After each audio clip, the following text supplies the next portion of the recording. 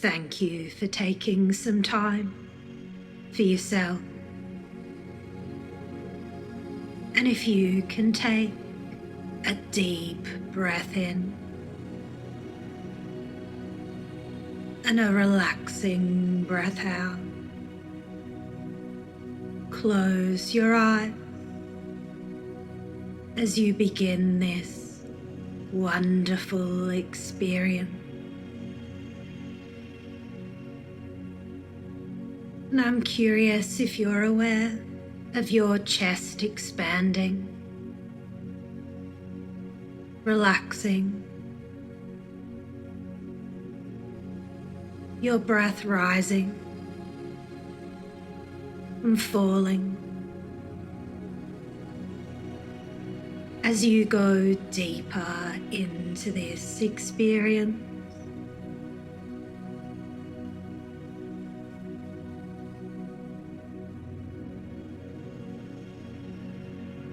You may allow what you are experiencing right now just to continue.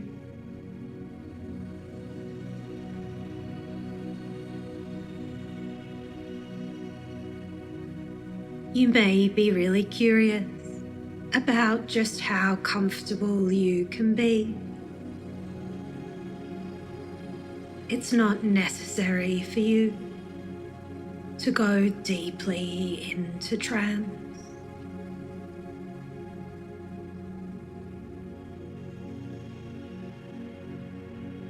And I really don't know if your body is revealing signs now that you are moving into a very deep state of relaxation.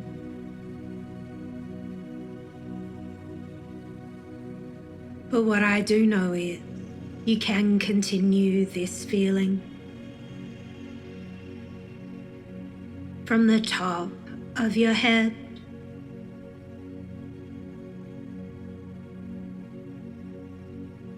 to the tips of your toes. Perfect. And I don't know if you have a favorite bag, a backpack or a gym bag, but in a moment I want you to imagine your bag in front of you, and I want you to put everything that's a part of your life inside that bag.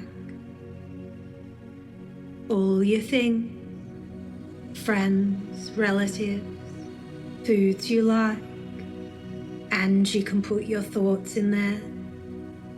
Put your name in the bag, your clothes, your favorite outfit, your hairstyle, furniture, your home, your car, all the contents. Put your phone in the bag, your beliefs about yourself, like what you think you look like, how much you weigh, your complexion, political views, any unwanted feelings like loneliness in the bag. And any time you feel good or bad, all in the bag, any opinion.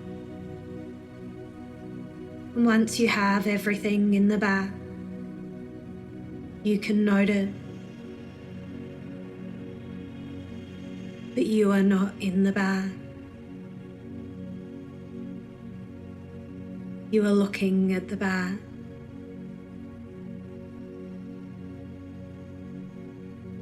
And I don't know if you're aware how special you are. You've managed to lower your heart rate, blood pressure, breathing,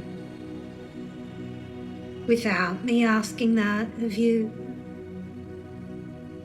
That's how special you are. And in the past, you've been feeling less confident, low self-esteem, or something else. Anyone in your situation will completely understand. And in a moment, I'm going to share with you a few stories. And at first you might be thinking, why am I sharing with you these stories? But your subconscious mind will be listening and do something wonderful for you a little later on. But first, I don't know if you can remember a time when life was comfortably reliable. A cup was a cup, a spoon was a spoon, a spade was a spade. I really don't know if life was great. You could count on the small thing.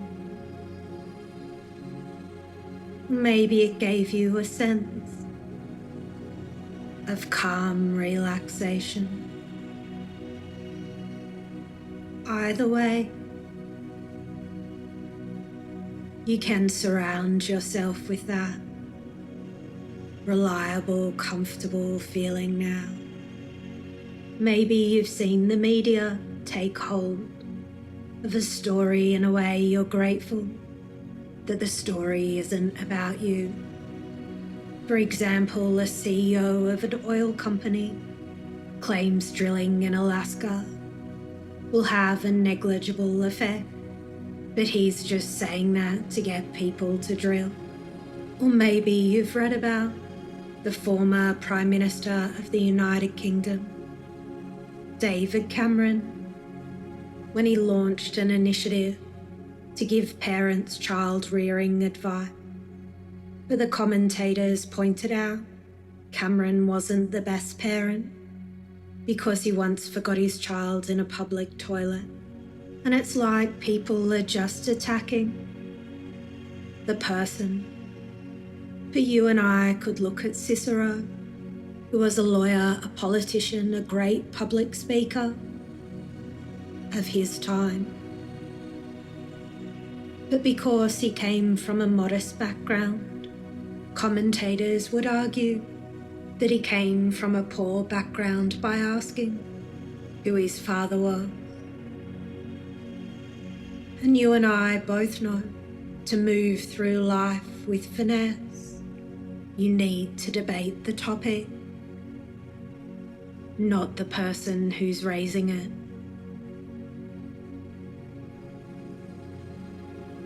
Because if Peter is a short professional basketball player, then Peter is a professional basketball player. And he is short. Or if Samantha is a human, and humans are mortal, Samantha is mortal. And it reminds me of a story from George Burns' book, 101 Healing Story. A group of women were ready to celebrate their friend getting engaged. And the bride-to-be asked, "How is it you've never married? Have you never found the right guy?" "Oh yes," she replied. "I found the right man. It was like this. I knew exactly what I was looking for. I had a checklist of all the qualities I wanted. I set out to New York. I found a very wealthy man. He was generous with money, but he was withdrawn and unsociable. So that knocked him off the list right away. I traveled to Los Angeles. I found a man who was not only rich, but fun-loving and outgoing. Unfortunately, he wasn't very handsome. In Sydney, I felt like I was getting close. I came across a guy who was independent, outgoing, stunningly handsome, tall, blonde surfer. But he was arrogant, so I travelled to Europe. In London, I met a rich, outgoing, handsome man who was liberated about women, but he lacked romance and sensuality. I journeyed to Paris and found him. You know what they say about the French? He had it all. He was wealthy, friendly, handsome, liberated, and very sensual. And the reason why I didn't marry him was he was looking for the perfect woman. Maybe in the past, you might have been unfairly misjudged, as we all have been at some time or another. And the future too. But that actually doesn't change anything. It doesn't change the real you.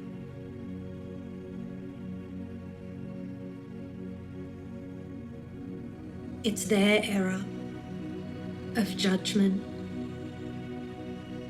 And it's just their thought.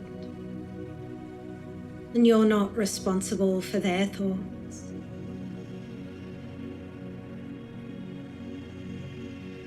Because you and I both know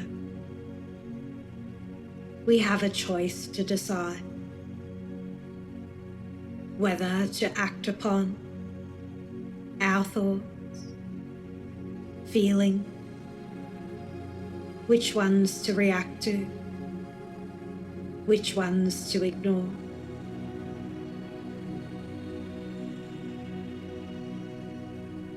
And as a wise man once said,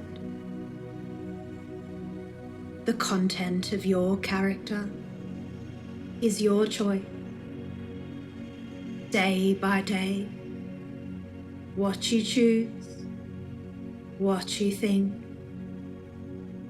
and what you do is who you become. And here you are, with everything that's lovable about you in your bag, way over there.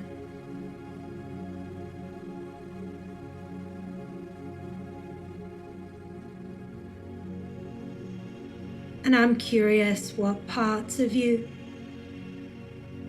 would want back, and what parts you'd like to leave in the bag. But while your confidence is over there in the bag, I wonder if you have anything you'd like to say to it, to thank it for its effort, or to ask it to be a little kinder to yourself.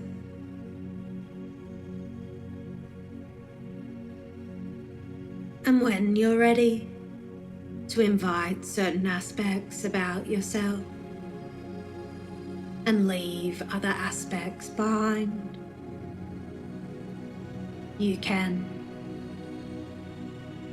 little by little, moment by moment. Perfect.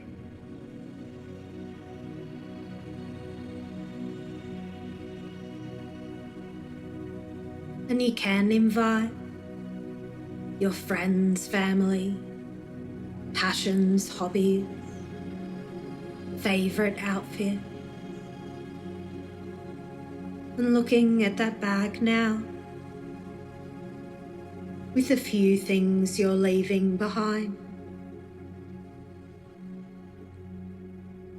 I wonder how that feels. And I really don't know if you feel relieved calm, relaxed, more certain. But a wise man once said, life is a bag of mixed nuts. Reach out and pick one. You'll never know what you'll get. And I don't know if you'll change your expectations. Focus on what you can or can't control. Because you can't control their thoughts, can you? Or the next time you see someone getting picked on, rather than people engaging with the topic of debate, you might just find yourself joining in the debating team.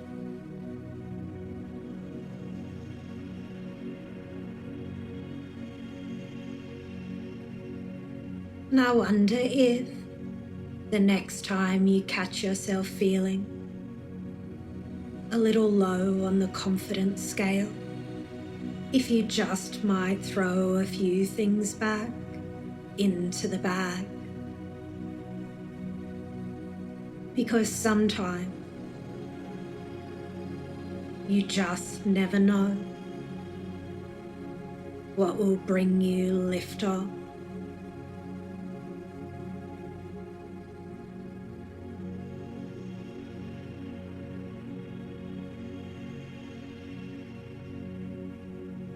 When you're ready to reorient yourself back to your external world, you can stretch out, wriggle your fingers and toes, and open your eyes.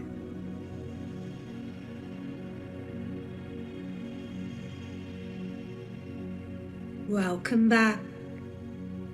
You're perfect, just as you are.